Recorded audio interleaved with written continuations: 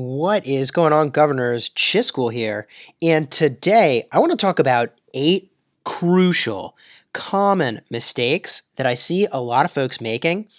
And a part of me wanted to frame this video in the positive, saying each of these things are kind of tips, but these really are going to be 8 things that you probably should not do in Rise of Civilizations. So without further ado, let's get right into it. Mistake number 1 is using up your tokens for resources before you need them. Let me show you what I mean here. So you can see in my items, I have a ton of resource tokens. And a lot of players, especially in the early game, as soon as they get these things, they use them up because it feels good to see their total number of resources go way, way up. The problem here is that someone can come along and scout you. They can see that you have all these resources, and then they can try to take them from you. So keeping these in token form until you need them is one of the very best ways to protect those resources that you've earned and you've worked hard to get. Now, one thing you can do to move your resources out of being in your storehouse, right, and out of being sort of available for theft is to go to the courier station when the mysterious merchant is there, and frequently you will see opportunities to spend resources to get resource tokens. That is a great strategy, even if it is not a good deal for converting your resources into resource tokens. Getting them out of a form that can be stolen is generally a strong play. Mistake number 2, and I see this all the time, is leveling up too many commanders. So I'm pretty far along. I would say I'm in the early to mid game at this point. I've got over 2 million power. And realistically, I can only fill maybe 2 armies on the field at once. Maybe I'm leaning towards 2.5 if I'm being honest. But with top-end units, with the best I can make, 1 to 2 like full squads. So if you level up a whole bunch of commanders a little bit, you're going to be sort of weak compared to someone who has 2 primary commanders that are leveled up a whole heck of a lot. Now for me, that is likely going to be Minamoto and Kusunoki. Now in a similar vein, another common mistake here when you're leveling up too many commanders is that you level up your secondary commanders too much. I'm not sure what benefit you get from this secondary commander beyond the skills that they bring. And the final skill is unlocked at level 30. So, and please, if you know, place a comment. I have not seen a compelling reason to level your secondary commanders beyond level 30. Okay. Tip number 3, same idea as leveling up too many commanders, is actually not leveling a couple commanders a lot. And I'm making this mistake right now, and I'm only getting away with it because we're not at war. What I mean by that is, if I show you, let's say Minamoto, if I go to level him up, look at how all these unused tomes of knowledge that I have. Right?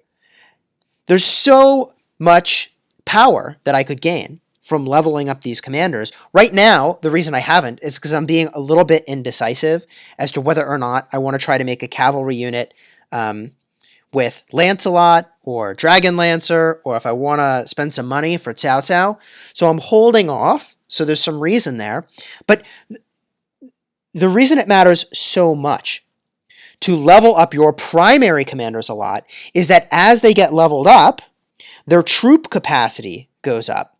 So you can see here, my Minamoto, who's level 35, has a troop capacity of 103,000, and that's just underneath the experience bar.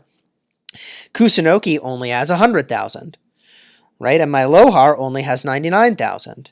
So the more you level up this primary commander, the larger army you're going to be able to bring, the better you're going to do in both PvE and PvP. That's player versus environment, which is barbarians, and player versus player, which is other players.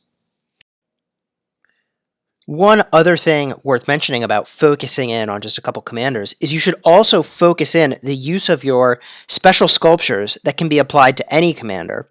So if I take a look again at Kusunoki and I look at his skills, you can see here I have 163 of the epic commander sculptures that can be exchanged for any epic commander I want.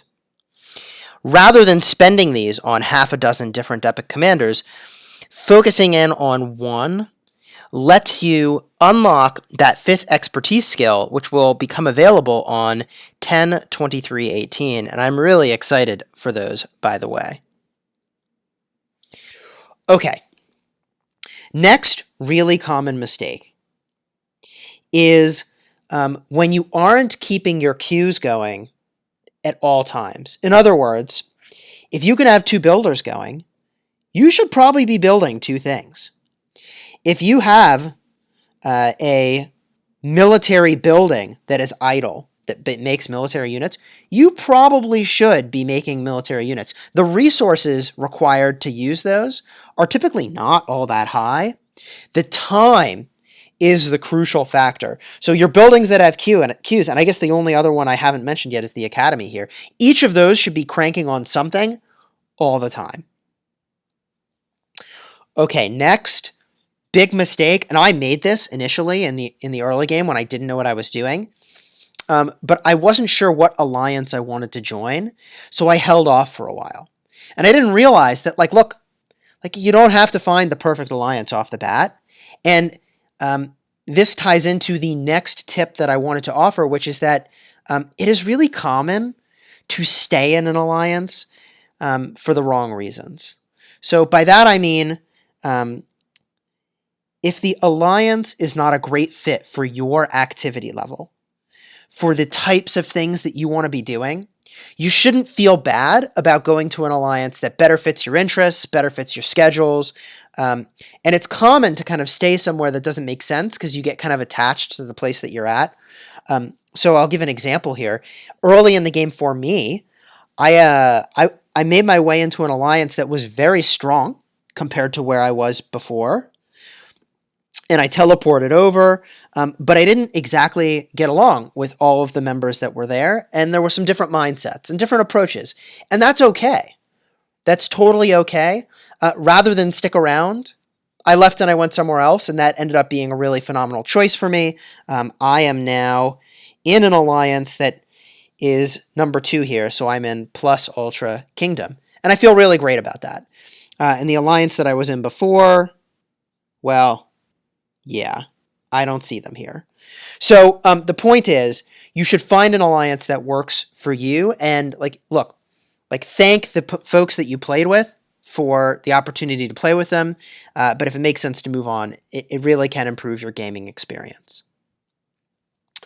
Okay, so this next tip, this next mistake, is actually going to tie into something else I want to say, which is doing the right activity at the wrong time.